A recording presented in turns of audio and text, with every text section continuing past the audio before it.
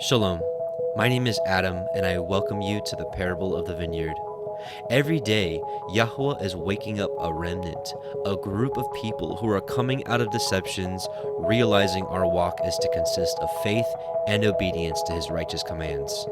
Each week, we read through and examine a portion of the Torah, allowing the Spirit of the Most High to guide, teach, and open our eyes and ears to the wondrous matters out of His law.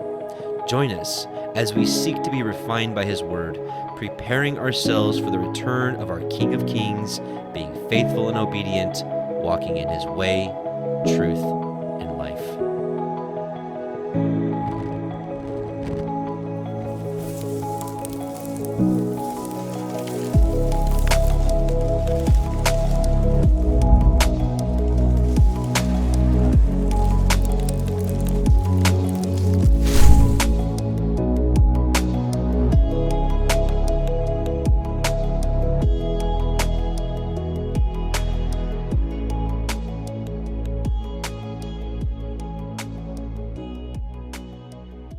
Shabbat Shalom, and welcome back, brothers and sisters. Welcome to the Parable of the Vineyard YouTube live stream of our Torah portion of reading. My name is Adam, your host, and I welcome you. Week 6, Toldot, Genesis 25:19 through 28:9.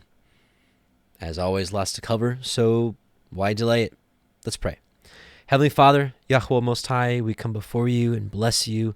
And thank you for another week, Father. We thank you for all the blessings you've given us. Most importantly, giving us your Son, Messiah Yahusha, to whom we believe and preach in this world and want to walk and follow after with all of our heart. Father, we pray that you give us understanding and open our eyes and ears as we examine this Torah portion, Father, and we pray that your Ruach HaKodesh would lead us and guide us and show us all things, Father. And we thank you for the Shabbat, your rest day. What a blessing. In Yahusha's name, Amen. What a blessing the Shabbat is, right? Praise Yah. Praise Yah. All right, we're here at Genesis 25, and lots to cover. We've got, of course, we got the Jacob and Esau. We have the deception. Lots of stuff. So let's just get into it. Why delay anything? Genesis 25:19. We're going to be reading from the Sefer version. We're going to be cross-referencing with the Aramaic Targums, the book of Yashar, the book of Jubilees, and anything else that is vital to the study to just really get every little detail possible. And that's our goal, is to learn a little bit more about our Heavenly Father's Torah and these patriarchs and matriarchs, and to do what's right in the sight of Yahweh, to be Psalm 1:1-3 trees. That's what I want to be, and I hope that's what you want to be too. Let's learn about it. Genesis 25:19, and these are the generations of Yitzchak, Abraham's son. Abraham begot Yitzchak. And Yitzchak was 40 years old when he took Ribkah to be his woman, the daughter of Bethuel the Aramite, of Padan Aram, the sister to Laban the Aramite. And Yitzchak entreated Yahweh for his woman because she was barren, and Yahweh was entreated of him, and Ribkah, his woman, conceived. But yes, there's more to this story, and we're thankful for the book of Yashar, a.k.a. Yashar, chapter 25. We're going to read verses 28 through chapter 26, verse 8. Yashar 28, and Rebekah, the daughter of Bethuel, the wife of Abraham's son Yitzchak, was barren in those days. She had no offspring. And Isaac dwelt with her, with his father, in the land of Canaan, and Yahweh was with Isaac, Yitzchak. And Arphaxad, the son of Shem, the son of Noah, died in those days, in the 48th year of the life of Yitzchak. And all the days that Arphaxad lived were 438 years, and he died. Chapter 26. And in the 59th year of the life of Yitzchak, the son of Abraham, Rebekah, his wife, was still barren in those days. And Rebekah said unto Yitzchak, truly I have heard of my master, that your mother Sarah was barren in her days, until my master Abraham, thy father, prayed for her, and she conceived by him. Now therefore stand up and pray, you also, to Elohim, and he will hear your prayer, and remember us through his mercies. So it's interesting to think that, so 11 years has gone by, and Rebekah is like, hey, how about you pray? please. And Yitzchak answered his wife Rebekah, saying, Abraham has already prayed for me to Elohim to multiply his seed. Now, therefore, this barrenness must proceed to us from you. Ouch. Right? And Rebekah said to him, But arise now, you also, and pray, that Yahweh may hear your prayer and grant me children. And Yitzchak hearkened to the words of his wife Yitzchak. And Yitzchak and his wife rose up and went to the land of Moriah to pray there and to seek Yahweh. And when they had reached that place, Yitzchak stood up and prayed to Yahweh on account of his wife because she was barren. Now, I find it interesting that 11 years went by without a prayer. Man, I wonder if it was just great patience. Was it just great patience, or is it just like they didn't pray as much back then? Maybe it was kind of what he said. He's kind of like, hey, Father Abraham already prayed, so we're good. Like, I don't even need to pray. That could be like utmost faith. That doesn't sound like laziness. Like, I'll pray later. I'll pray 10 years from now. It sounds like more like he just had faith in Abraham's prayer. However, it looks like the Most High really was waiting for Yitzchak to pray because, well, we see verse 6 here. And Yitzchak said, O Yahweh Elohim of heaven and earth, whose goodness and mercies fill the earth, you who did take my father from his father's house and from his birthplace, and did bring him unto this land, and did say unto him, To your seed will I give the land. And you did promise him, and did declare unto him, I will multiply your seed as the stars of heaven, and as the sand of the sea. Now, may thy words be verified, which you did speak unto my father. Now, this goes really hand in hand with what we've been talking about a lot lately, but the last couple of weeks specifically, about your prayer life and like coming before the great judge and bringing forth the evidence. And this is exactly what he did. And what did he start off with? Giving honor to the king and honor to the judge. All rise, give honor to the Most High, you Yahweh, who created the heavens and the earth. Like, you're everything.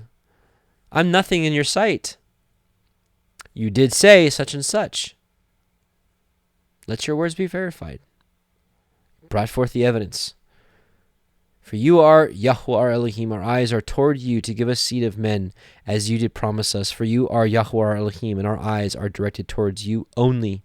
And Yahweh heard the prayer of Yitzchak, the son of Abraham, and Yahweh was entreated of him, and Rebekah, his wife, conceived. Now, isn't that fun to read? Genesis just gives us quick little data points. Wasn't that fun to see the story and see the trial behind it and see the deliverance? I think so. And that's why we read these books. The same books that people say, stay away from these books. They'll lead you away from Jesus. I don't think so. I think it strengthens our faith in Messiah Yahusha, the real Messiah. Not the false, lawless version that came to do away with the law and tell you it's okay to do so. That's not the Messiah I serve. I serve Yahusha. Or you may say Yeshua, Yashua, Yahushua. We don't make a big deal out of pronunciations, interpretation of pronunciations. Abba hears us. All right. So, yeah, interesting, right? And the children struggled together within her. And she said, Why be so? Or if it be so, why am I this way? And she went to inquire of Yahweh. And Yahweh said to her, 2 nations are in your womb, and 2 manner of people shall be separated from your generation, and the one people shall be stronger than the other people, and the elder shall serve the younger. Let's look at the Targum.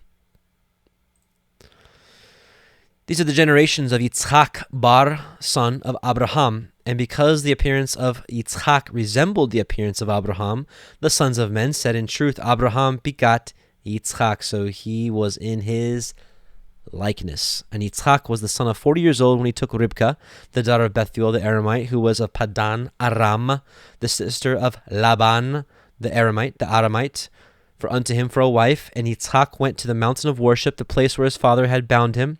And Yitzchak in his prayer turned the attention of the Holy One. Blessed be he from that which he had decreed concerning him who had been childless. And he was enlarged, and Ribkah his wife was with child.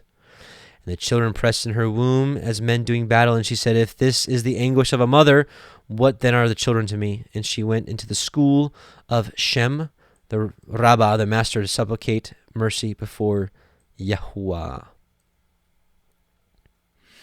And Yahweh said to her, so Yahweh spoke to her, one of the matriarchs, right, spoke directly to her, 2 peoples are in your womb, 2 kingdoms from your womb shall be separated, and the one kingdom shall be stronger than the other, and the elder shall serve the younger, if the children of the younger will keep the commandments of the Torah.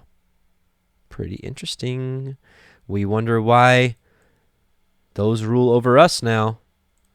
However, Yahweh will be breaking this because we're coming back to his commandments. We're coming back to his Torah. Praise Yah. All right, back to Genesis 25, verse 24. And when her days to be delivered were fulfilled, behold, there were twins in her womb. And the first came out red all over like a hairy garment, and they called his name Esau. And after that came out his brother, and his hand took hold of Esau's heel, and his name was called Jacob, and the supplanter. And Yitzchak was 80 years old when she bore them. And the boys grew, and Esau was a cunning hunter, a man of the field, and Jacob was an upright man dwelling in tents. Let's see. Yeah, the name Jacob means hi.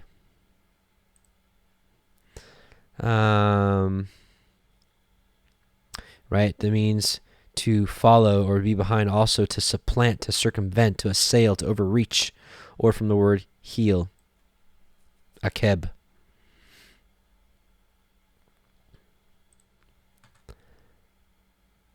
There's something interesting about the birth of Jacob and Esau too. We see in 2 Esdras. Really, what matters here is, or what's relevant here is 7 through 9. But we're already here. I just want to read this part because it's just good. 2 Esdras, chapter 6, 1 through 10. And he said to me, at the beginning of the circle of the earth, before the portals of the world were in place, and before the assembled winds blew, and before the rumblings of thunder sounded, and before the flashes of lightning shone, and before the foundations of paradise were laid, and before the beautiful flowers were seen, and before the powers of movement were established, and before the innumerable hosts of angels were gathered together, and before the heights of the air were lifted up, and before the measures of the firmaments were named, and before the footstool of Zion was established, and before the present years were reckoned, and before the imaginations of those who now sin were estranged, and before those who stored up treasures of faith were sealed, then I planted these things, and they were made through me and not through another, just as the end shall come through me and not through another. The end times doesn't come through presidents and things like that. It comes through the Most High. He has control of all things. Now, what matters here, we're talking about the birth of Jacob and Esau. And I answered and said, what will be the dividing of times, the separation of times, or when will be the end of the first age and the beginning of the age that follows? And he said to me, from Abraham to Yitzchak, because from him were born Jacob and Esau. So the dividing of times comes from Jacob and Esau. For Jacob's hand held Esau's heel from the beginning. For Esau is the end of this age, and Jacob, is the beginning of the age that follows. So, the birth of Esau marked the end of the previous age, and the birth of Jacob marked the age to come. And that's why he held his heel, because the age follows, right? That's where the name Jacob, we saw it was to follow, meaning to follow, to be behind. So this age to come came through Jacob. For Esau, for the beginning of a man is his hand, and the end of a man is his heel. Between the heel and the hand, seek for nothing else. Ezra, kind of a cool little parable right there, right? So, verse 28, and Yitzchak loved Esau because he did eat of his venison, but Ribkah loved Jacob. So, I'm not judging Yitzchak because I'm nothing compared to who Yitzchak was and his accomplishments and his righteousness, but what gives? Like, how does he love Esau more than Jacob if we know that Esau was profane and wicked and Jacob was a righteous man? Oh, one more thing I wanted to read. Yashar 26, 17 through 18, just some extra details about Esau and Jacob. And the boys grew up to their 15th year, and they came amongst the society of men. Esau was a designing and deceitful man. So how did Isaac love him more? And an expert hunter in the field. And Jacob was a man perfect and wise, dwelling in tents, feeding flocks, and learning the instructions of Yahweh and the commands of his father and mother. And Isaac and the children of his household dwelt with his father Abraham in the land of Canaan, as Elohim had commanded them. So how does this happen? How does Yitzchak love Esau? Well, it says right here, because he did eat of his venison. Jubilees 19:13 through 31.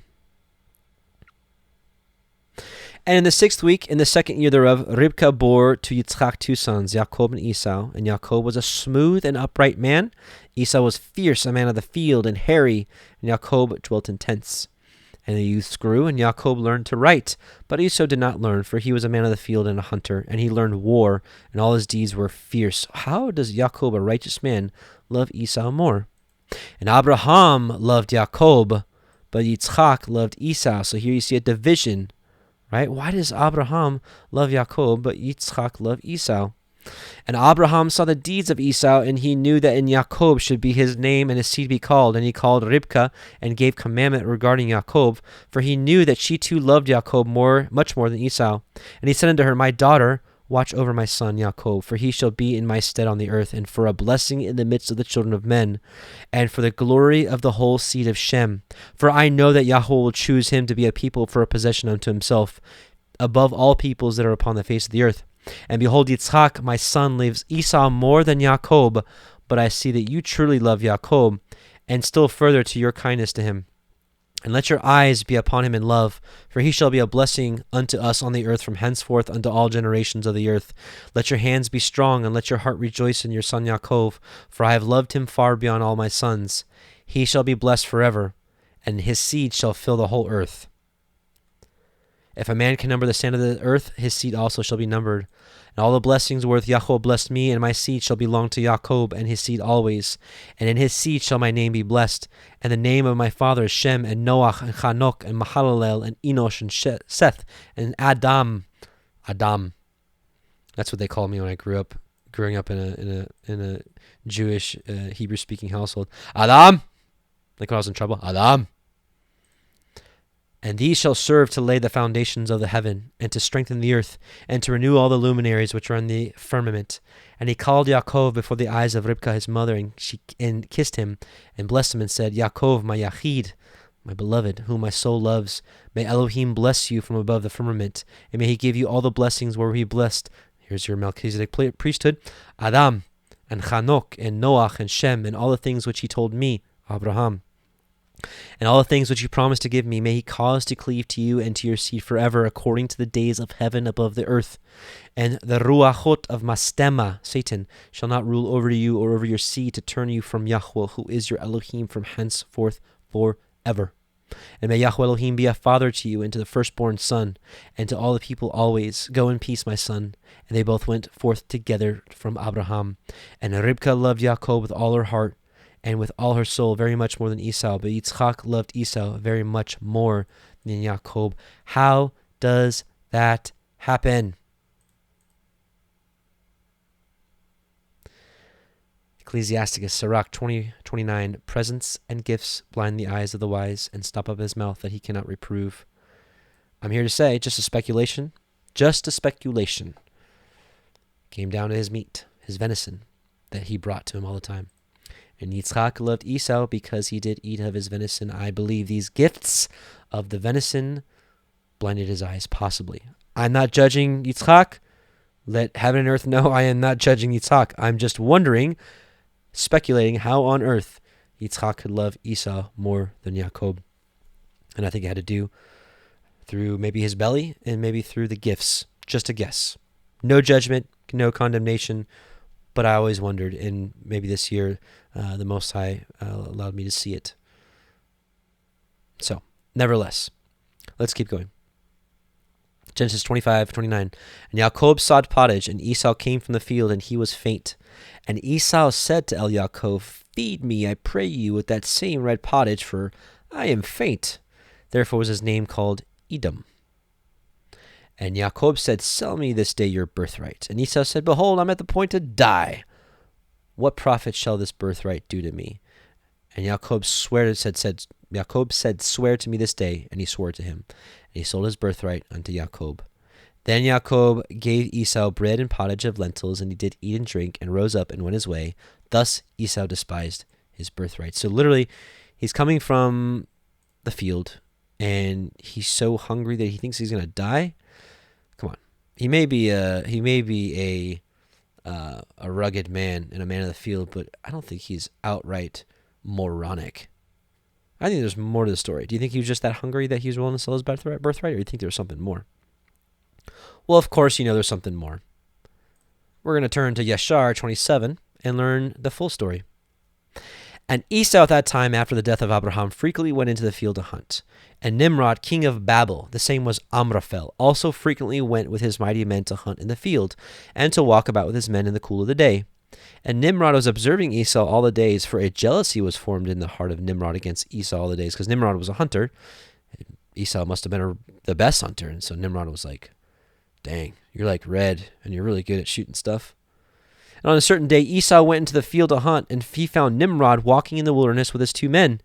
And all his mighty men and all his people were with him in the wilderness, but they removed at a distance from him. And they went from him in the different directions to hunt. And Esau concealed himself from Nimrod, and he lurked for him in the wilderness. And Nimrod and his men that were with him did not know him. And Nimrod and his men frequently walked about in the field at the cool of the day, and to know where his men were hunting in the field.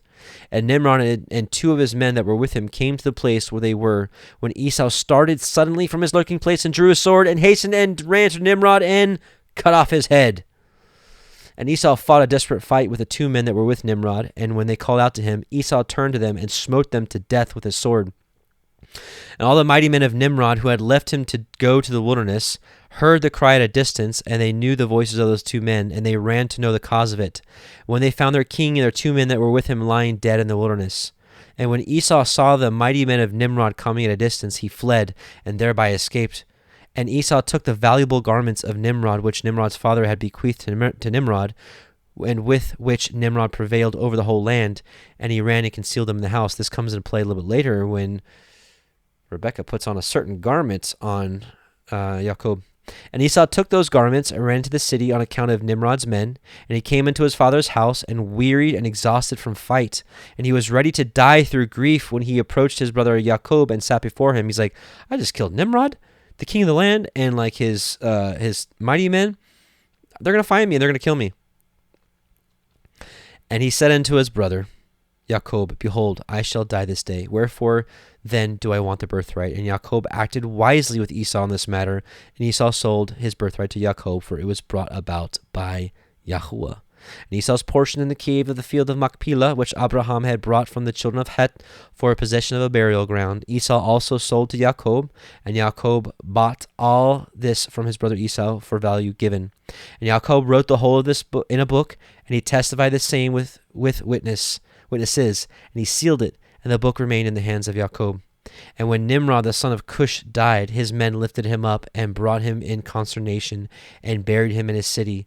And all the days that Nimrod lived were 215 years, and he died.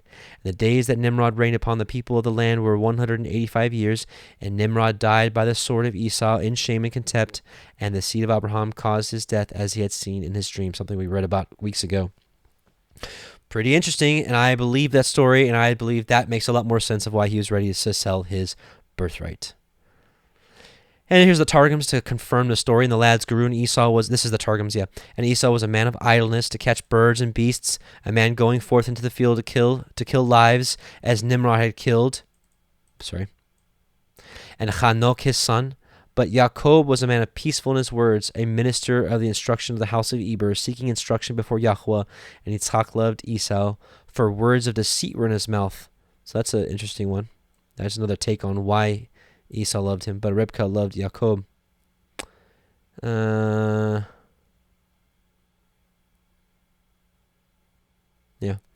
Okay. Let's go back to Genesis, chapter 26. And there was a famine in the land beside the first famine that was in the days of Abraham. And Yitzhak went unto Abimelech, king of the Philistines, unto Gerar. And Yahweh appeared unto him and said, Go not down into Mitzrayim, dwell in the land of which I shall tell you of.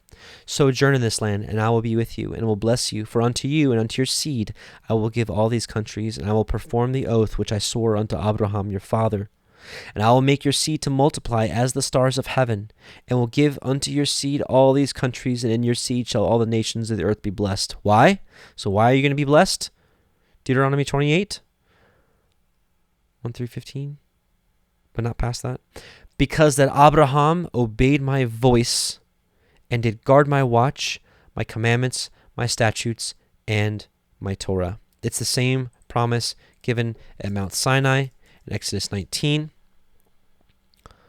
Now therefore, if you will obey my voice indeed and keep my covenant, then you shall be a peculiar treasure unto me above all peoples, for all the earth is mine. And ye shall be unto me a kingdom of priests and holy nation. These are the words which you shall speak unto the children of Israel. Peter later repeated these, that you are a holy nation, a priesthood, right? But we are to hearken to the voice. We're to keep his Torah, keep his statutes, his commandments. I have a feeling you're aware of this if you're watching this Torah portion study, but just to reconfirm that we're on the right path. Genesis 15:6. So let's compare this. Because that Abraham obeyed my voice and did guard my watch and my commandments, my statutes, and my Torah. Modern day Christianity will very rarely quote this passage, but they will often quote this. Genesis 15:6. And he believed in Yahweh and he counted it to him for righteousness. So they stand on that to say, I believe he sent the Son of God, John 3:16, and we're good. The law is done away with. He freed us from the law. Those are the things they say, which are obviously false. So we can, every time someone quotes Genesis 15:6 to prove that, we can always say, Genesis 15:6 and Genesis 26:5.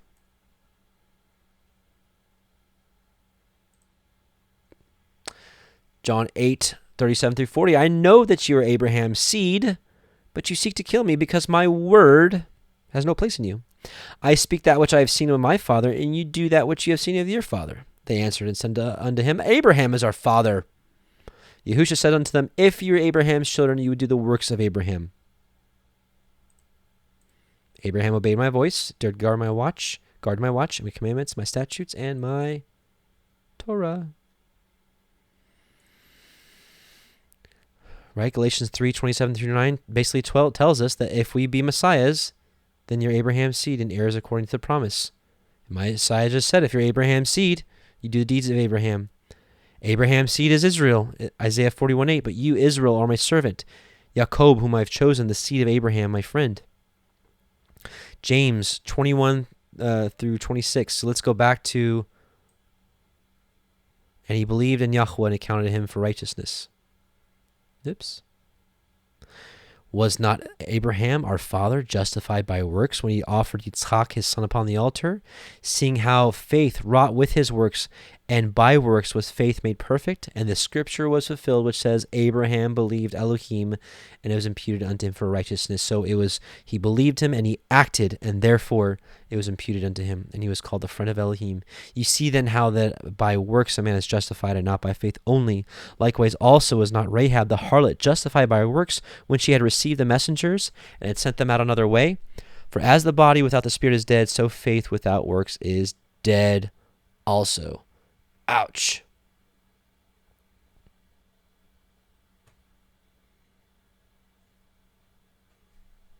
And here's the amazing part. Deuteronomy 31 through 5.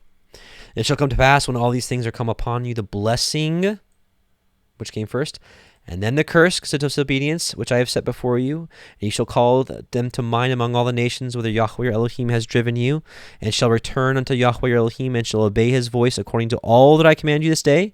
So when you come back to me, right, he says, you and your children with all your heart and with all your soul, that then the next step is Yahweh will turn your captivity and have compassion upon you, and will return and gather you from all the nations, whither Yahweh your Elohim has scattered you. I know I've read this passage probably 150 times for you. Well, maybe it was 152 times. Maybe this is 153. I can't not read this enough. And then he says, basically, it doesn't matter how far you are, how scattered you are, I'm going to come and gather you, if you return to me and keep my commandments, just like Abraham did.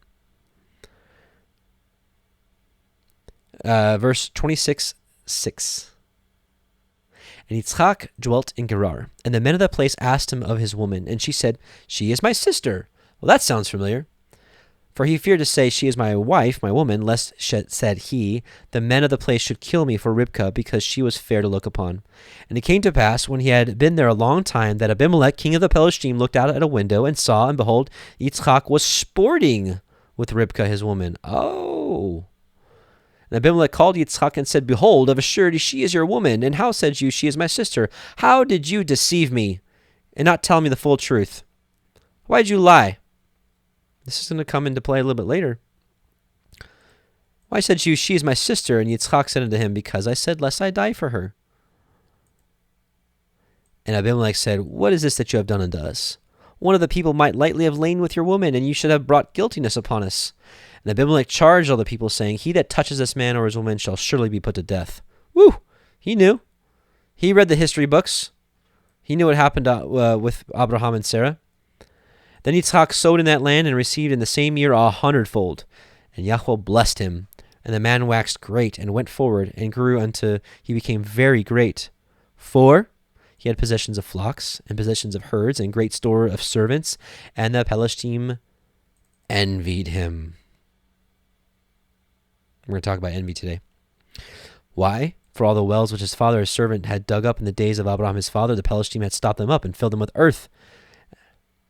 And Abimelech said unto Yitzchak, Go from us, you are much mightier than we. So envy can lead a man to do evil things. Like, why would you stop up the water? Like, why would you stop up the wells? Like, it's not going to give you any more water. Like, what are you doing? They envied him. They envied because he was blessed so much by Yahweh. And you know what? That happens today. Yahweh is blessing people that have a willing heart and are humble and meek. The Torah, his Torah. And people, they don't want to admit it, but they're envious. And instead of repenting themselves and turning themselves, they'd rather just cast stones. Let's talk about envy. Proverbs 14:30, a sound heart is the life of the flesh, but envy, the rottenness of bones. It wastes people away. I've seen it firsthand, what happens to people when they envy.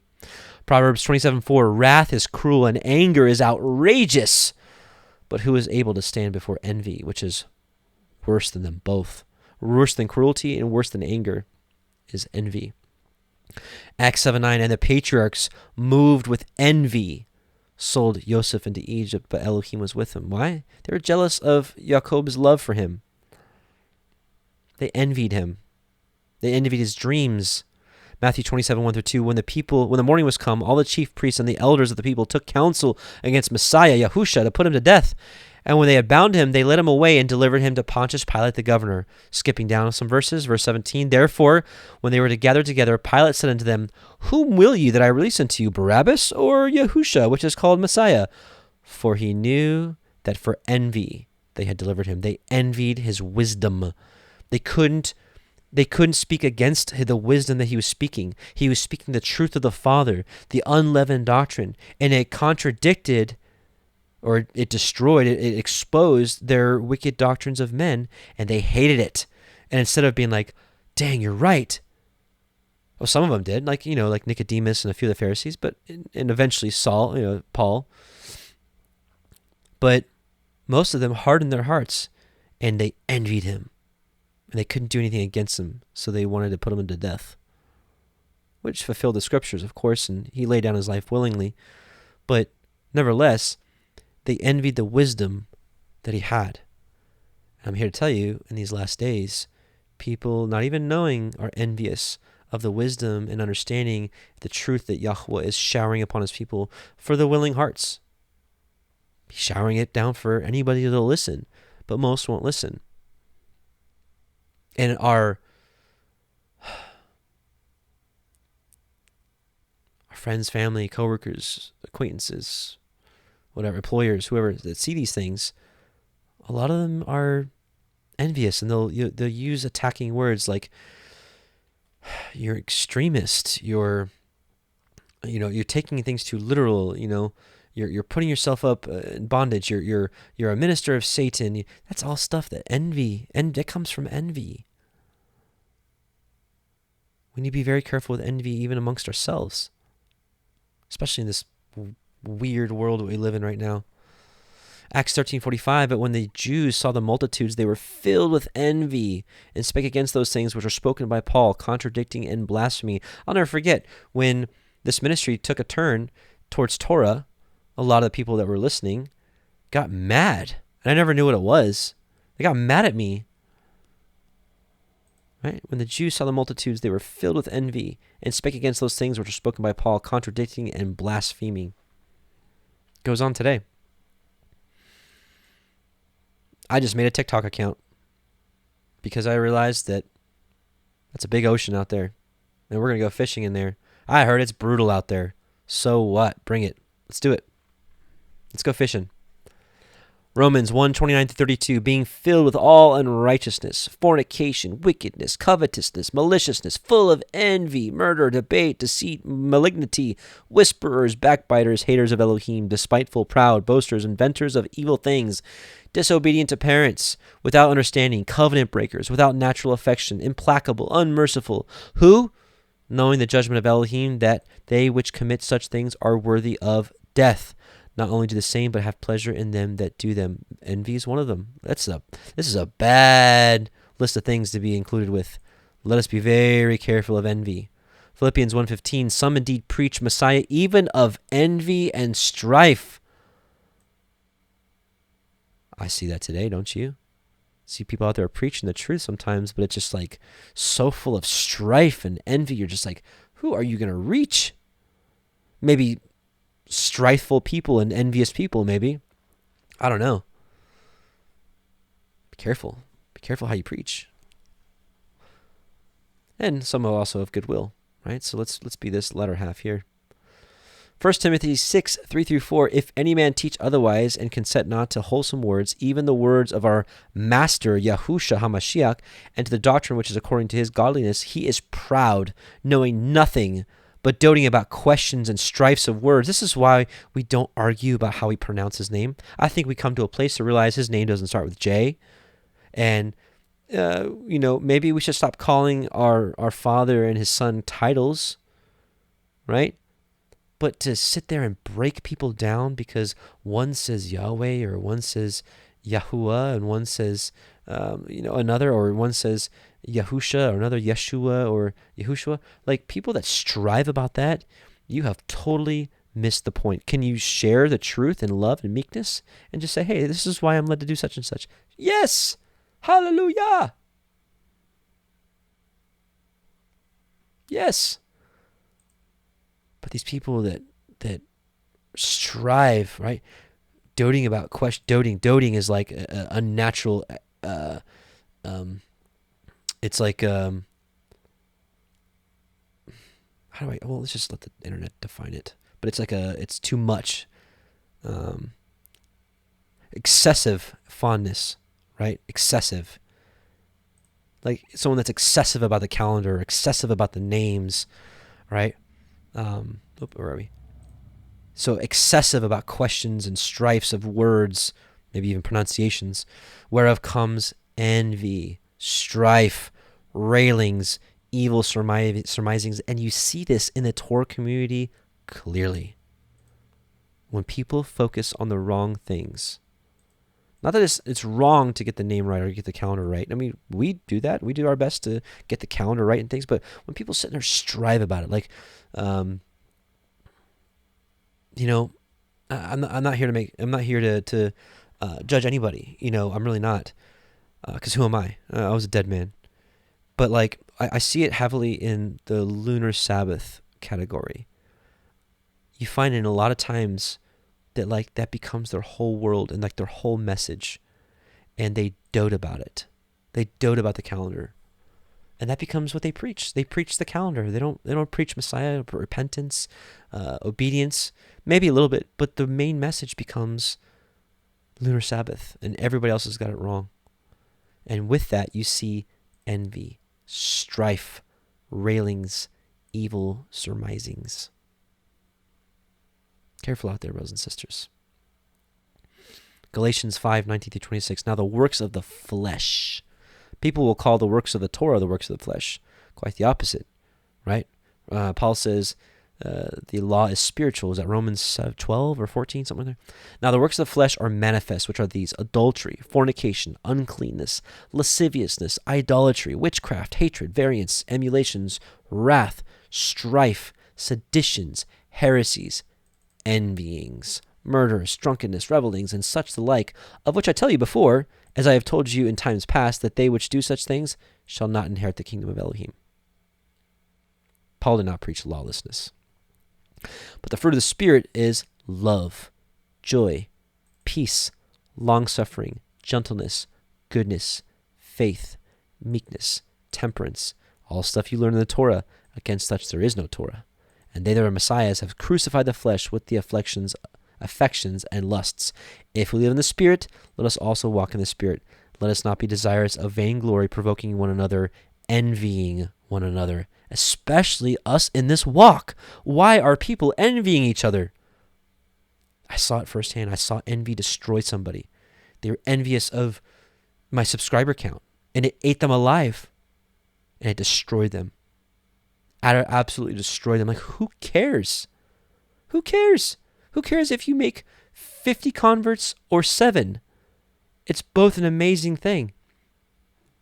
That's what's dangerous about this time, about likes and subscriber counts and follows and who cares? Who cares? It means nothing. Sometimes it might just be that one. Actually, I'm going to add that to the end of this. Sometimes it is just about that one person.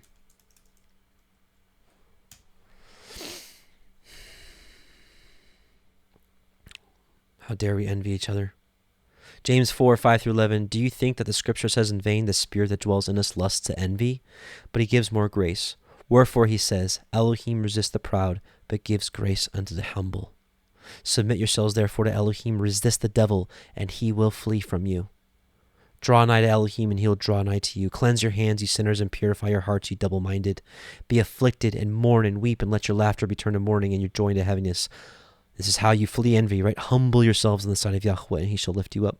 Speak not evil of one another, brethren. Envying comes from this, right? Or from this, it comes from envy. He that speaks evil of his brother and judges his brother speaks evil of the Torah and judges the Torah. But if you would be a judge of the Torah, you're not a doer of the Torah, but a judge. James 5, last 2 verses. Brethren, if any of you do err from the truth, the Torah, and one convert him, let him know that he which converts the sinner from the error of his way shall save a soul from death and shall hide a multitude of sins. That's one person. What if your whole life, all your life experiences, everything you've ever done has brought you to a place to speak life into one person and they are converted? Is that not worth everything you've been through? Every tear, every argument, every up, every down, every life experience to speak life into one person? Isn't it worth it? Yeah. So what does it matter? What does it matter? It doesn't. At all. One more thing about envy. Testament of Simeon, we're going to read chapter 1, verses 7 through 20. This is powerful. We saw earlier that the patriarchs envied Joseph, right? For in the time of my youth I was jealous in many things of Joseph, because my father loved him beyond all. And I set my mind against him to destroy him, because the prince of deceit sent forth the spirit of jealousy and blinded my mind, so that I regarded him not as a brother. This is envy. Jealousy is envy. Nor did I even spare Jacob my father, but his Elohim and the Elohim of his father sent forth his angel and delivered him out of my hands. For when I went to Shechem to bring ointment for the flocks, and Reuben to Dothan, where were our necessaries and all our stores, Judah my brother sold him to the Ishmaelites. And when Reuben heard these things, he was grieved, for he wished to restore him to his father. But on hearing this, I was exceedingly wroth against Judah, and that he let him go away alive. And for 5 months I continued wrathful against him. But Yahweh restrained me and withheld from me the power of my hands, for my right hand was half withered for 7 days. And I knew, my children, that because of Joseph this had befallen me. And I repented and wept, and I besought Yahweh Elohim that my hand might be restored, and that I might hold aloof from all pollution and envy, and from all folly. For I knew that I had devised an evil thing before Yahweh and Jacob my father, on account of Joseph my brother, in that I envied him. And now, my children, hearken unto me, and beware of the spirit of deceit and envy. For envy rules over the whole mind of a man, and suffers him neither to eat, nor to drink, nor to do any good thing, but it ever suggests to him to destroy him that he envies. So envy will encompass your entire life, and your focus will be on destroying that person. And so long as he that is envied flourish, he that envieth fades away. So as long as the person that is envying someone continues to flourish, the person that envies him fades away. 2 years, therefore, I afflicted my soul. So how do we get away from these things? 2 years, therefore, I afflicted my soul with fasting and the fear of Yahweh, and I learned that deliverance from envy comes by the fear of Yahweh. 4, if a man flee to Yahweh, this is what we read earlier in James 4, right? This is what he was saying. Do you think that the scriptures would say is in vain, the spirit dwells in us, lust to envy? All right, submit yourselves therefore to Elohim. Resist the devil, and he will flee from you. Draw nigh to Elohim, and he will draw nigh to you. For if a man flee to Yahweh, the evil spirit runs away from him, and his mind is lightened. And henceforward he sympathizes with him who he envied, and forgives those who are hostile to him, and so ceases from him his envy. Powerful stuff. So kind of an interesting rabbit trail there on envy, but we see here the Philistines envied Yitzchak and did all these nasty things to him. Verse 26:17, and Yitzchak departed thence and pitched his tent in the valley of Gerar and dwelt there. And Yitzchak dug again the wells of water, and they had dug in the days of Abraham his father. This is no small feat to dig a well. For the Pelishtim had stopped them up after the death of Abraham, and he called their names after the names by which his father had called them. And Yitzchak's servants dug in the valley and found there a well of springing water. And the herdsmen of Gerar did strive with Yitzchak's herdmen, saying, the water is ours.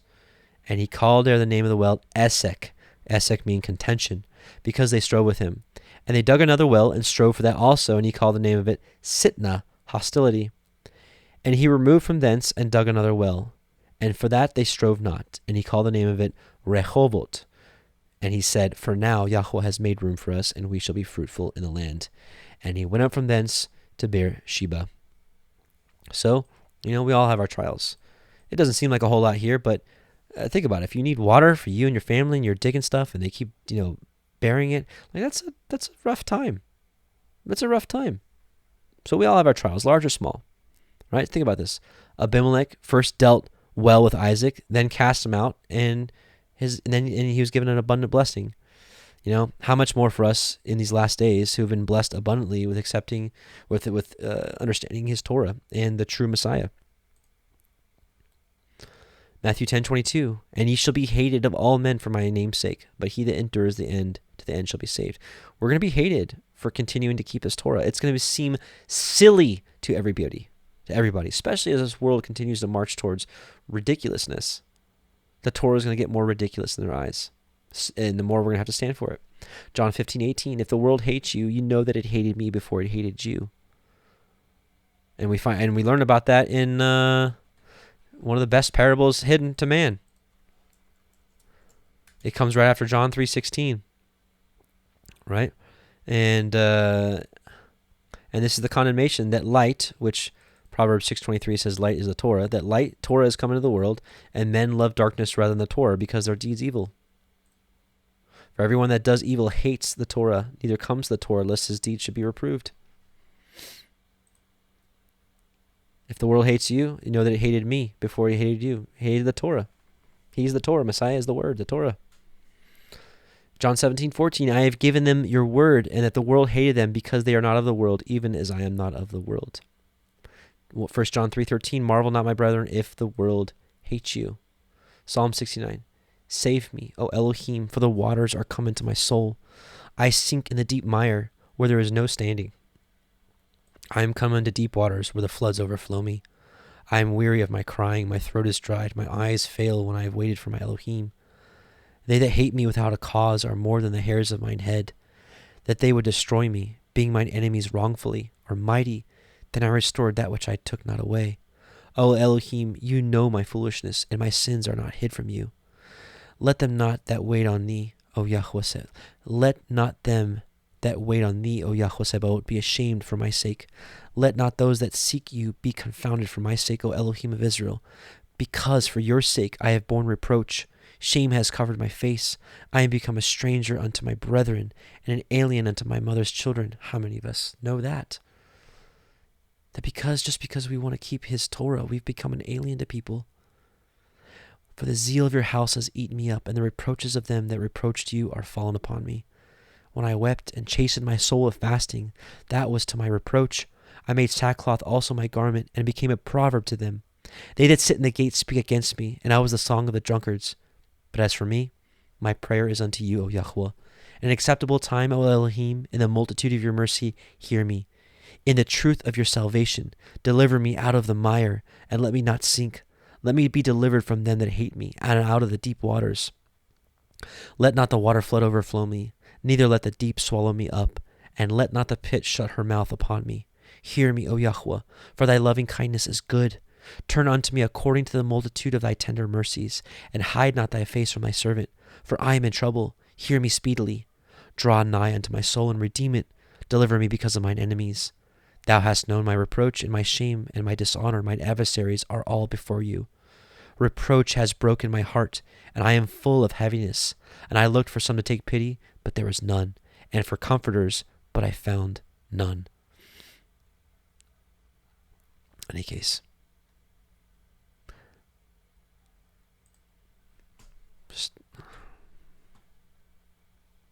it's worth it.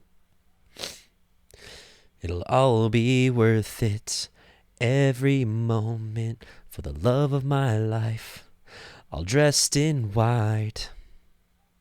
And every year, and every tear, it's all worth it, brothers and sisters. It's all worth it.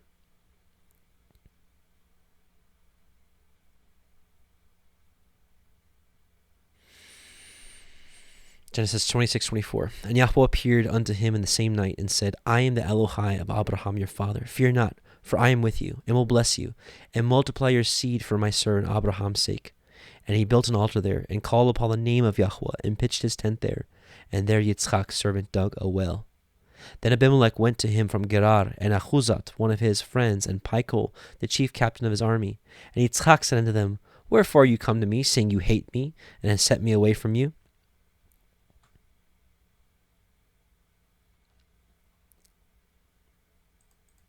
So they had a change of heart. Exodus 9:12, and Yahweh hardened the heart of Pharaoh, and he hearkened not unto them, as Yahweh had spoken to them. Yahweh is in control of the hearts. So, perhaps after some prayer from Yitzchak and petitioning and supplicating, perhaps he changed his heart.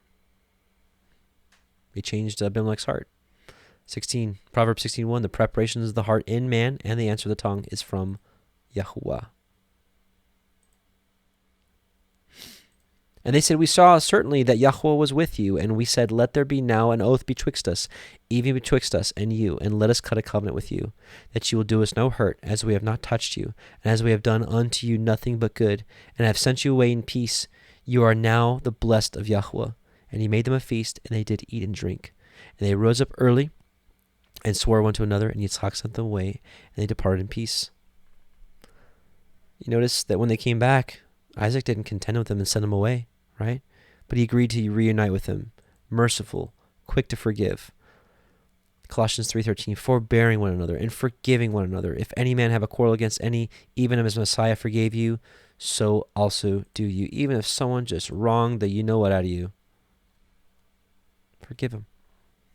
Even before they ask. Messiah forgave before they asked. He's like, forgive them, Father, for they don't know what they're doing. Stephen was being stoned. Forgive them, Father, for they don't know what they're doing. When someone attacks you, Father, forgive them. They don't know what they're doing. They've missed the point completely. But just forgive them. I forgive them. 26:32, and it came to pass the same day Yitzchak's servant came and told him concerning the well which they had dug, and said to him, We have found water. And he called it Sheba, 7. Therefore the name of the city is Beer Sheba to this day. And Esau was 40 years old when he took to be his woman Yahudit, the daughter of Birai the Hittite, and Basemat, the daughter of Elon the Hittite, which were a grief of mind unto Yitzchak and to Ribkah. Let's take a look at Yashar 28.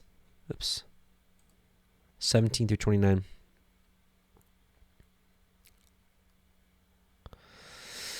And after this, Shelach, the son of Arphaxad, died in that year, which is the 18th year of the lives of Jacob and Esau, and all the days that Shelach lived were 433 years, and he died. At that time, what are we reading to? 29. At that time, Yitzchak sent his younger son Jacob to the house of Shem and Eber, and he learned the instructions of Yahweh. And Jacob remained in the house of Shem and Eber 32 years. So here's all this time that we just don't see in the canon. And Esau his brother did not go, for he was not willing to go, and he remained in his father's house in the land of Canaan. And Esau was continually hunting in the fields to bring home what he could get. So did Esau all the days. And Esau was a designing and deceitful man, one who hunted after the hearts of men and inveigled them. And Esau was a valiant man in the field, and in the course of time he went as usual to hunt, and he came as far as the field Seir, the same as Edom. And he remained in the land of Seir, hunting in the field 1 year and 4 months. And Esau saw there in the land of Seir the daughter of a man of Canaan, and her name was Jehudith, the daughter of Beeri, the son of Epher, from the families of Het, the son of Canaan. And Esau took her for a wife, and he came unto her. 42 years old was Esau when he took her. And he brought her to Hebron, the land of his father's dwelling place, and he dwelt there. And it came to pass in those days, in the 110th year of the life of Isaac, that is, in the 50th year of the life of Jacob, in that year died Shem, the son of Noah. Shem was 600 years old at his death. And when Shem died, Jacob returned to his father to Hebron, which is in the land of Canaan. And in the 56th year of the life of Jacob, people came from Haran, and Rebekah was told concerning her brother Laban and her son Bethuel. For the wife of Laban was barren in those days, and bare no children. And also all his handmaids bare none to him. And Yahweh afterward remembered Adinah, the wife of Laban, and she conceived and bare twin daughters. And Laban called the name of his daughters, the name of the elder Leah, and the name of the younger Rachel. So it's interesting that to see the age difference between Jacob and his eventual wives. Interesting. Just different times.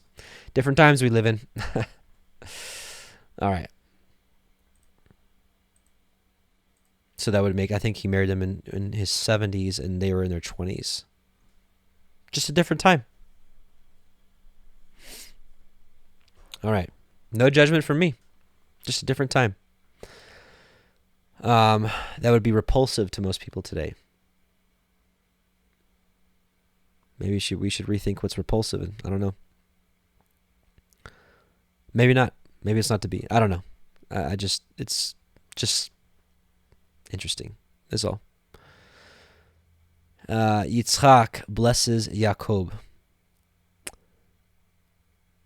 Here we go. Here's an interesting topic.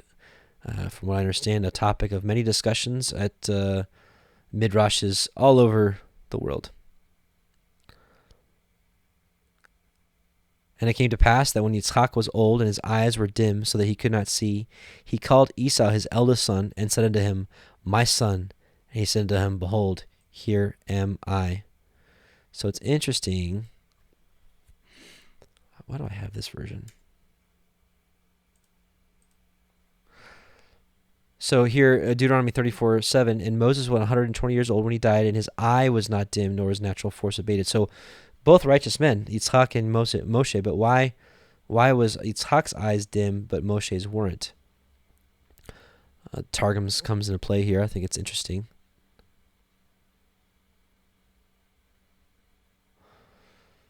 Oh, 27, silly. And it was when Yitzchak was old and his eyes were darkened from seeing, because when his father was binding him, he had seen the throne of glory, and from that time his eyes had begun to darken. That he called Esau his elder son on the 14th of Nisan, and said to him, My son, behold, this day they have on high praise Yahweh the world, and the treasures of the dew are opened in it. And he said, Behold, I am. So this is apparently for Passover. And, interesting. Interesting to consider. And he said, Behold, now I am old, I know not the day of my death. Now therefore take, I pray you, your weapons, your quiver, your bow, and go out to the field, and take me some venison, and make me savory meat, such as I love, and bring it to me, that I may eat, that my soul may bless you before I die. And Ribkah heard when Yitzchak spoke to Esau his son. And Esau went to the field to hunt for venison, and to bring it. And Ribkah spoke unto Jacob her son, saying, Behold, I heard your father speak unto Esau your brother, saying, Bring me venison to make me savory meat, that I may eat and bless you before Yahweh, before my death. Now therefore, my son, obey my voice according to that which I command you. Go now to the flock, and fetch me from thence 2 kids of the goats, and I will make them savory meat for your father, such as he loves. And ye shall bring it to your father, that he may eat, and that he may bless you before his death. And Jacob said to Ribkah his mother, Behold, Esau my brother is a hairy man, and I am a smooth man. My father perchance will feel me, and I shall seem to him as a deceiver, and I shall bring a curse upon me, and not a blessing. And his mother said unto him, Upon me be your curse, my son. Only obey my voice, and go fetch me them. And he went and fetched, and brought them to his mother, and made savory meat, such as his father loved. And Ribkah took goodly raiment of her eldest son Esau, which were in her house, and put them upon Jacob her younger son. We later find out that this is the garments of Adam and Eve, the same garments that Esau stole from Nimrod after he killed him. And she put the skins of the kids of the goats upon his hands and upon the smooth of his neck, and she gave the savory meat and the bread which she had prepared into the hand of her son Jacob. And he came unto his father and said, My father. And he said, Here I am. Who are you, my son? And Jacob said unto his father, I am Esau, your firstborn. I have done according as you bade me. Arise, I pray you, sit and eat of my venison, that your soul may bless me. And Yitzchak said unto his son, How is it that you have found it so quickly, my son? And he said, Because Yahweh Elohika brought it to me. And Yitzchak said unto Yaakov, Come near, I pray you, that I may feel you, my son, whether it be my very son Esau or not. And Yaakov went near unto Yitzchak his father, and he felt him, and said, The voice is Yaakov's voice, but the hands are the hands of Esau. And he discerned him not, because his hands were hairy, as his brother Esau's hands. So he blessed him. A lot of speculation about this. First, we're going to talk about, why is it okay in Torah to lie or to be deceiving, right? We'll cover that here in a second. But first off, there's been speculation, like, how did Isaac really not see? And some would even say, well, he knew, he had to have known, husbands and wives, they talk. But the book of Jubilees tells us plainly what's happening here and why this was allowed to happen. 26:17. And Yaakov went near to Yitzchak his father and felt him and said, The voice is Jacob's voice, but the hands are the hands of Esau. And he discerned him not, because it was a dispensation from heaven to remove his power of perception. And Yitzchak discerned not, for his hands were hairy as his brother Esau's, so that he blessed him. So it was from heaven for Yitzchak to not be able to perceive. The Targums, 1, 2, 3, 4, 5, 6. And he went and took and brought to his mother, and his mother made food such as his father loved. And Ribkah took the pleasant vestments of Esau her elder son, which had formerly been Adam's, but which that day Esau had not worn, but they remained with her in the house, and with them she dressed Jacob her younger son. So these are those powerful skins from Adam and Eve. Not skins of Adam and Eve, the skins that were given to Adam and Eve, excuse me. Okay, so let's keep going. And he said, Are you my very son Esau? And here it comes. Here's the lie. And he said, I am. He lied. We're going to talk about it here in a second. And he said, Bring it near to me, and I will eat of my son's venison, that my soul may bless you. And he brought it near to him, and he did eat. And he brought him wine, and he drank. And his father Yitzchak said unto him, Come near now, and kiss me, my son. And he came near and kissed him. And he smelled the smell of his raiment, and blessed him, and said, See, the smell of my son is as the smell of a field which Yahweh has blessed. Therefore Elohim give you the dew of heaven, and the fatness of the earth, and plenty of grain and wine. Let people serve you, and nations bow down to you. Be master over your brethren, and let your mother's sons bow down to you. Cursed be everyone that curses you, and blessed be he that blesses you. And it came to pass, as soon as Yitzchak had made an end of blessing Jacob, and Jacob was yet scarce gone out from the presence of Yitzchak his father, that Esau his brother came in from his hunting. And he also had made savory meat, and brought it unto his father, and said unto his father, Let my father arise, and eat of his son's venison, that your soul may bless me. And Yitzchak his father said unto him, Who are you? And he said, I am your son, your firstborn Esau. And Yitzchak trembled very exceedingly, and said, Who? Where is he that has taken venison, and brought it to me? And I have eaten of all before you came, and I have blessed him, yea, and he shall be blessed. And when Esau heard the words of his father, he cried with a great exceeding bitter cry. And he said to his father, bless me, even me also, my father. And he said, your brother came with subtlety and has taken away your blessing. Deceit, with cunning, with craft. So is deception okay? Is lying okay? Because this is the Torah, and we're supposed to glean from the Torah, and Jacob is the righteous one. Genesis 12:11 through 13. It came to pass when he was come near to enter into Egypt that he said to Sarah his wife, behold, I know that you are a fair woman to look upon. Therefore it shall come to pass when the Egyptians shall see you, that they shall say, this is his wife, and they will kill me, but they will save you life. Say, I pray you, that you are my sister, that it may be well with me for your sake, and my soul shall live because of you. So he didn't quite lie. He withheld the truth. He purposefully said that she was just his sister and not his wife, right? And we read this earlier, this Torah portion, 26:7. And the men of the place asked him of his wife, and he said, she is my sister. For he feared to say, she is my wife, lest, said he, the men of the place should kill me for Rebekah's sake, because she was fair to look upon. Deception. 1 Samuel 21:10 through 15. And David arose and fled that day for the fear of Saul, and went to Achish, the king of Gath. And the servants of Achish said unto him, is not this David, the king of the land? Did they not sing one to another of him in dances, saying, Saul has slain his thousands, and David his 10,000s? And David laid up these words in his heart, and was sore afraid of Achish, the king of Gath, right? So he's like, oh no. Uh-oh. They know me, I'm David, the one that killed 10,000s. And he changed his behavior before them, and feigned himself mad in their hands, and he scrabbled on the doors of the gate, and let his spittle fall down on him on his beard. So deception, he's deceiving them, right? He's like, all of a sudden he's like,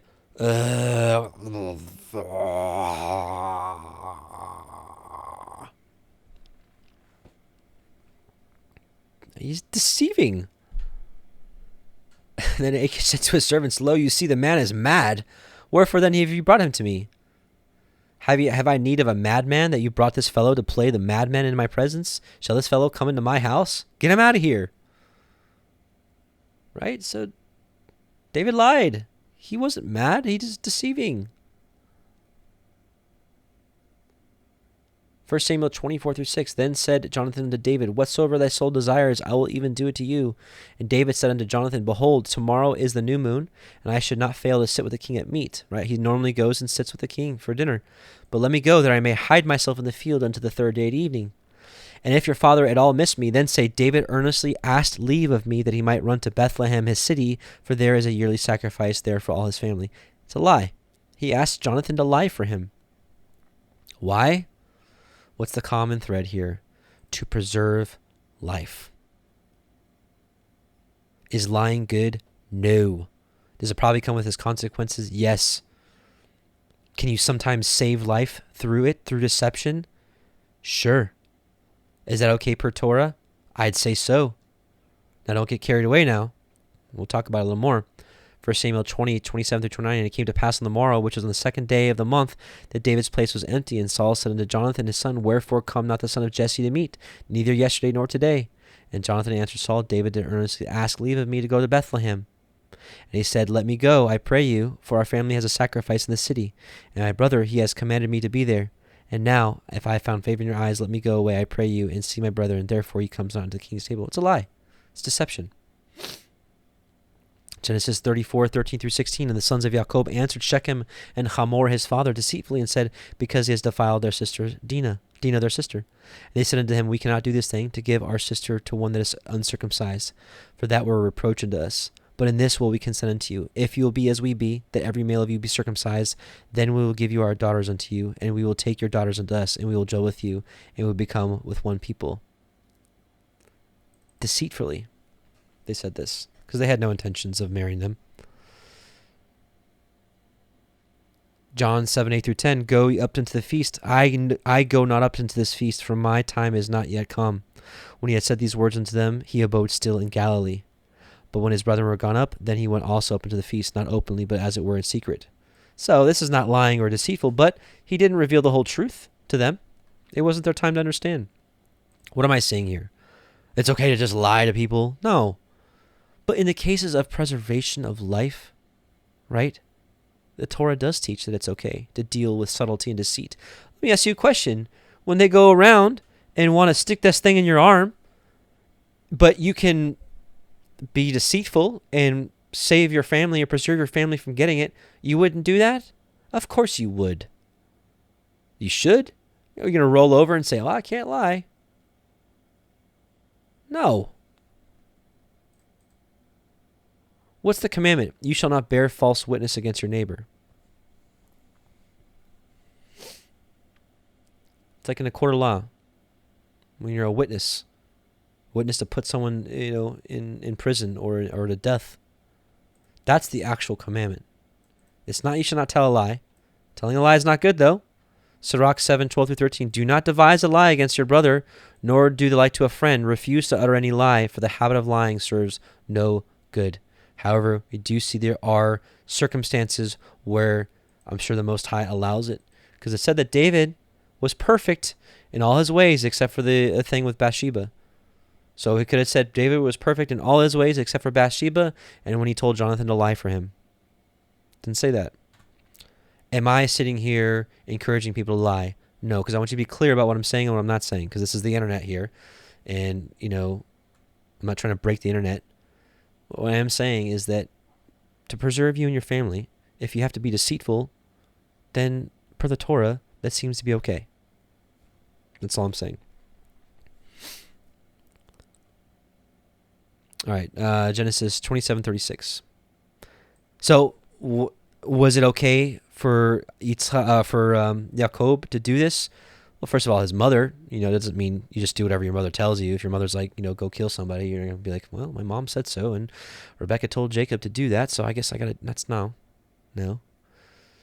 This was a righteous thing for him to receive the blessing because that was the prophecy that was given to her. Now, was this a human effort to make that prophecy happen? Just like when Yahweh told Abraham that he was going to have his son indeed, and him and Sarah waited so many years and were like, well, nothing's happening. So Sarah's like, well, just go into Hagar. And maybe that's what he was talking about. That was a human effort to bring forth the prophecy of Yahweh. So was this their human effort to bring forth the prophecy? Would it have been done by Yahweh in a much cleaner way? Maybe. I don't know. The text doesn't really tell us that. It's just purely speculation. Did Yaakov become a deceiver? Yeah. Did the deceiver become deceived later on in his life? Yeah. Did it cause a lot of pain? Yeah, it did. Was that a direct correlation to it? I don't know. But it's just something to consider. The supplanter got supplanted later on by Laban. All right. Verse 36. And he said, is he not rightly named Jacob? For he has supplanted me these 2 times. He took away my birthright, and behold, now he has taken away my blessing. And he said, have you not reserved a blessing for me?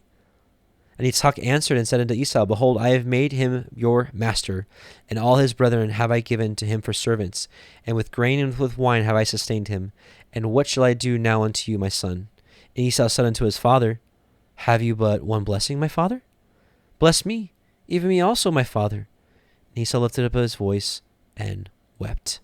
And Yitzchak his father answered and said unto him, behold, your dwelling shall be the fatness of the earth, and the dew of heaven above. And by your sword shall you live, and shall serve your brother. And it shall come to pass, when you shall have the dominion, that you shall break his yoke from off your neck. And Esau hated Yaakov because of the blessing wherewith his father blessed him. And Esau said in his heart, the days of mourning for my father are at hand, then I will slay my brother Yaakov. There's actually something in the Targums I want to read here about having the dominion and why the enemy doesn't want us to keep the commandments. Let's see, the 12th paragraph. So 1, 2, 3, 4, 5, 6, 7, 8, 9, 10, 11, 12. And Yitzhak answered and said to Esau, behold, among the good fruits of the earth shall be your habitation, and with the dews of heavens of above. And upon thy sword shall you depend, entering into every place.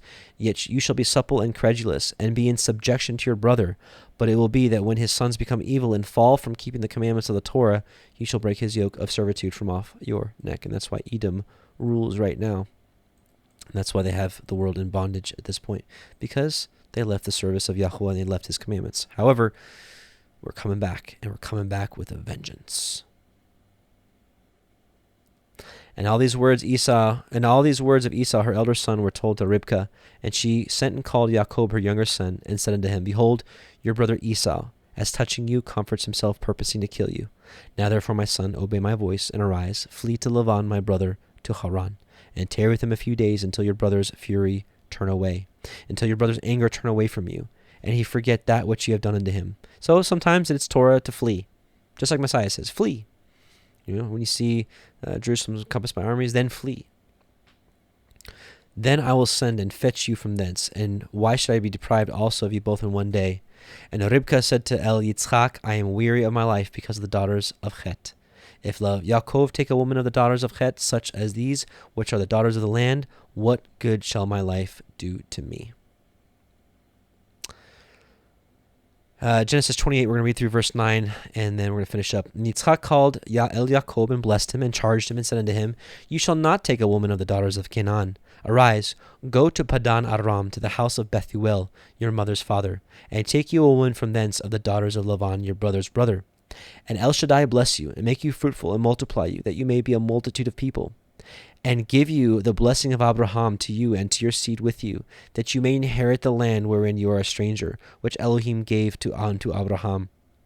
And Yitzchak sent away Jacob, and he went to Padan Aram, unto Laban, son of Bethuel the Aramite, the brother of Ribkah, Jacob and Esau's mother. And when Esau saw that Yitzchak had blessed Yaakov and sent him away to Padan Aram to take him a woman from thence, and that he blessed him, and he gave him a charge, saying, Ye shall not take a woman of the daughters of Canaan. And Yaakov obeyed his father and his mother. He was gone to Padan Aram. And Esau, seeing that the daughters of Canaan pleased not Yitzchak his father, then went Esau to El Yishmael, and took unto the woman which she had Machalat, the daughter of Yishmael, Abraham's son, the sister of Nebaioth, to be his woman. All right, and that's where we're going to stop. But I do want to read an interesting passage from Yashar 29, and this is going to set us up for next week of why Jacob came to Laban empty-handed and had to work for Rachel and or had to work for Leah and Rachel rather than being able to just purchase his wife, like we saw that Abraham did for Yitzchak. We're going to read Yashar 29, 11 through 41. We're going to read Yashar 29, 11 through 41. And Jacob was very much afraid of his brother Esau, and he rose up and fled to the house of Eber, the son of Shem, and he concealed himself there on account of his brother. And Jacob was 63 years old when he went forth from the land of Canaan, from Hebron. And Jacob was concealed in Eber's house 14 years on account of his brother Esau. And he there continued to learn the ways of Yahweh and all his commandments. And when Esau saw that Jacob had fled and escaped from him, and that Jacob had cunningly obtained the blessing, then Esau grieved exceedingly, and he was also vexed at his father and mother. He also rose up and took his wife, and went away from his father and his mother into the land of Seir, and he dwelt there. And Esau saw there a woman from amongst the daughters of Heth, whose name was Bosmat, the daughter of Elon the Hittite. And he took her for a wife in addition to his first wife. And Esau called her name Adah, saying, The blessing had in that time passed from him. And Esau dwelt in the land of Seir 6 months, without seeing his father and his mother. And afterward Esau took his wives, and rose up and returned to the land of Canaan.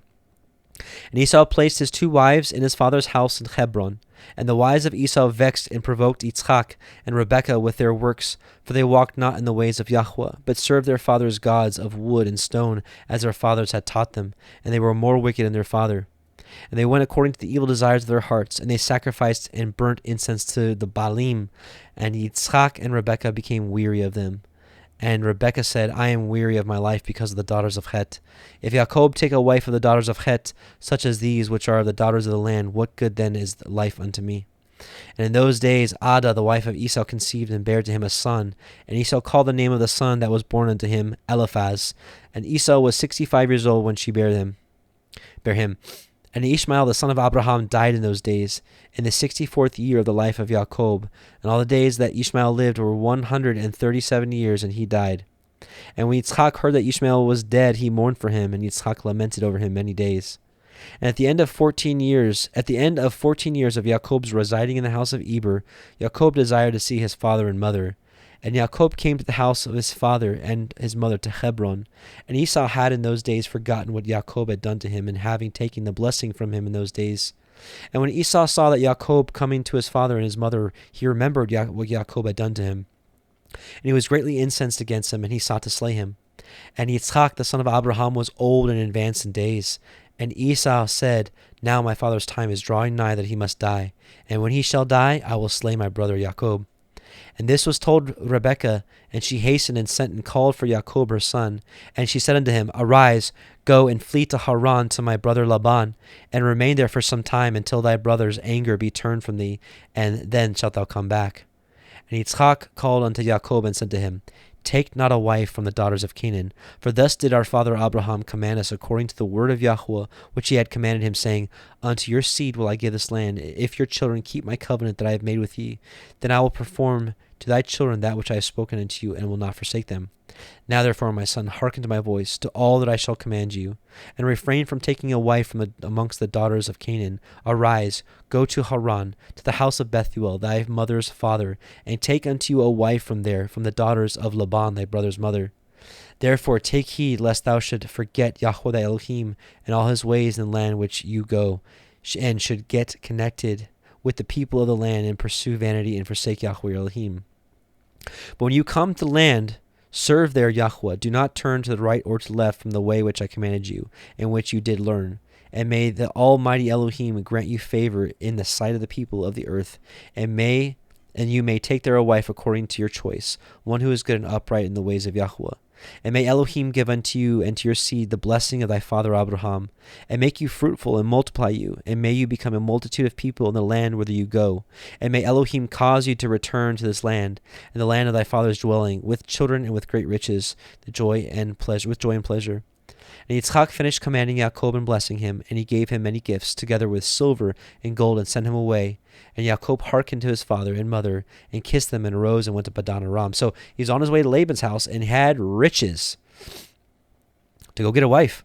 And Jacob was 77 years old when he went out from the land of Canaan from Beersheba. Maybe they just aged completely different back then. Maybe a 77-year-old looked like a 30 or 40-year-old now. I don't know. And when Jacob went away to go to Haran, Esau called unto his son Eliphaz, and secretly spoke unto him, saying, Now hasten, take thy sword in thy hand, and pursue Jacob, and pass before him in the road, and lurk for him, and slay him with thy sword in one of the mountains, and take all belonging to him, and come back.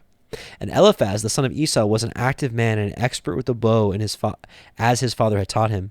And he was a noted hunter in the field, and a valiant man. And Eliphaz did as his father had commanded him. And Eliphaz was at that time 13 years old. And Eliphaz rose up and went and took 10 of his mother's brothers with him, and pursued Jacob. And he closely followed Jacob, and he lurked for him in the border of the land of Canaan, opposite to the city of Shechem. And Jacob saw Eliphaz and his men pursuing him. And Jacob stood still in the place in which he was going, in order to know what this was, for he did not know the thing. And Eliphaz drew his sword, and he went on advancing, he and his men, toward Jacob. And Jacob said unto them, What is to do with you that you have come here? And what meaneth it that you have to pursue with your swords? And Eliphaz came near to Jacob, and he answered and said to him, Thus did my father command me, and now therefore I will not deviate from the orders which my father gave me. And when Jacob saw that Esau had spoken to Eliphaz to employ force, Jacob then approached and supplicated Eliphaz and his men, saying to him, Behold, all that I have, and which my father and my mother give unto me, take that unto you, and go from me, and do not slay me, and may this thing be accounted unto you for a righteousness. And Yahweh caused Jacob to find favor in the sight of Eliphaz, the son of Esau, and his men, and they hearkened to the voice of Jacob, and they did not put him to death. And Eliphaz and his men took all belonging to Jacob, together with the silver and gold that he had brought with him from Beersheba, and they left him nothing. And Eliphaz and his men went away from him, and they returned to Esau to Beersheba, and they told him all that had occurred to them with Jacob, and they gave him all that he had taken from Jacob. And Esau was indignant at Eliphaz his son, and at his men that were with him, because they had not put Jacob to death. And they answered and said unto Esau, Because Jacob supplicated us in this matter not to slay him, and our pity was excited toward him, and we took all belonging to him, and brought it unto you.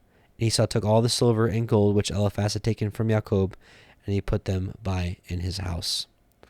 And that, brothers and sisters, is our Torah portion today. I pray that it was a blessing for you. I pray that maybe something was learned here, something was edifying to you. May the Most High be glorified, for he is the giver of all wisdom. And glory to be Messiah Yahusha, our Savior. Let's pray. Heavenly Father, Yahweh, we bless you and thank you for all that you do, for you are a merciful Elohim. Thank you for giving us the Torah in these last days, that we may find your path, Father, that we may be a ready and willing bride to keep your commandments, Father. We just ask that you continue to give us understanding, Father, that we may bring forth the fruits that you desire, the fruit of man. We love you and bless you in Yahushua's mighty name. Amen and Shabbat Shalom. I'm going to play a song called Sometimes that I sang for you earlier. Sometimes this road gets hard, especially when you lose friends, family, coworkers, loved ones, marriages, children, over wanting to follow Yahweh more perfectly. But to know it's all worth it. Shabbat Shalom.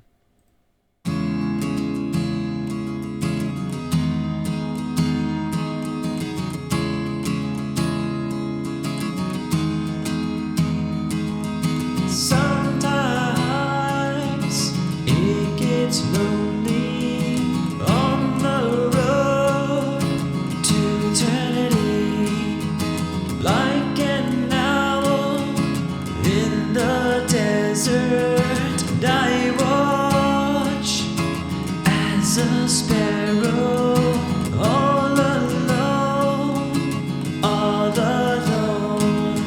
but you, oh Yah, show us mercy. The time has come, the year of Jubilee.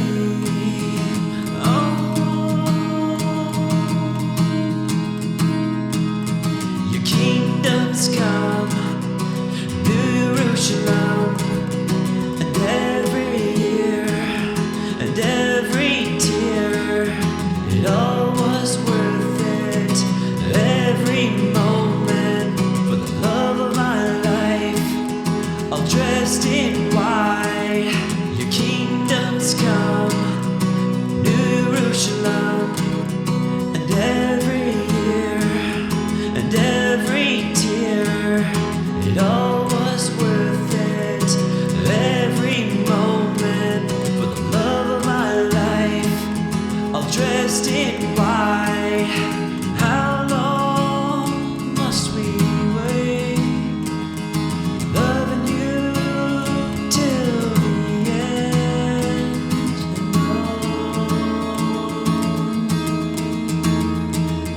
And sometimes it gets lonely on the road to eternity, like an owl in the desert. I watch as a sparrow, all alone, all alone. We're not alone, we're not alone. But you, oh Yah, show us mercy. The time has come, the year of Jubilee.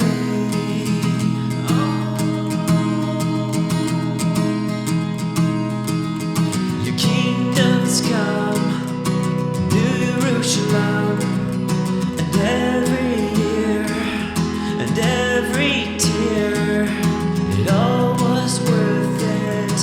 Every moment, for the love of my life, all dressed in white.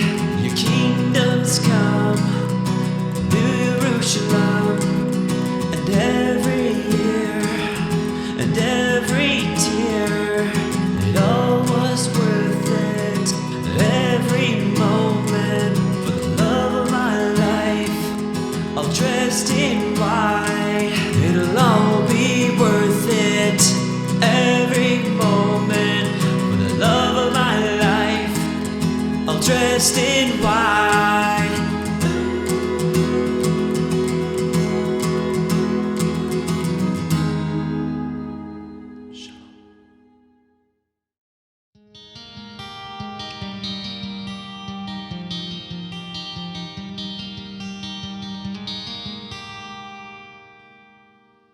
Yevarechecha Yahuwah ve'yishmerecha. Ya'er Yahuwah panav lecha v'chuneka.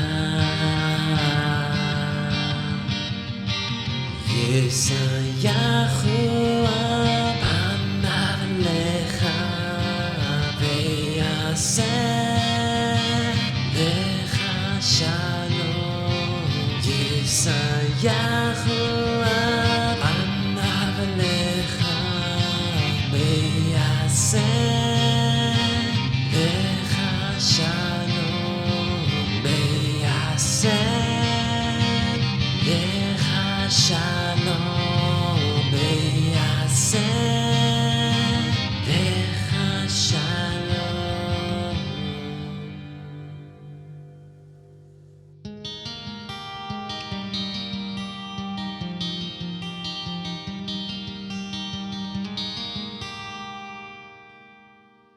Yahweh bless you and keep you.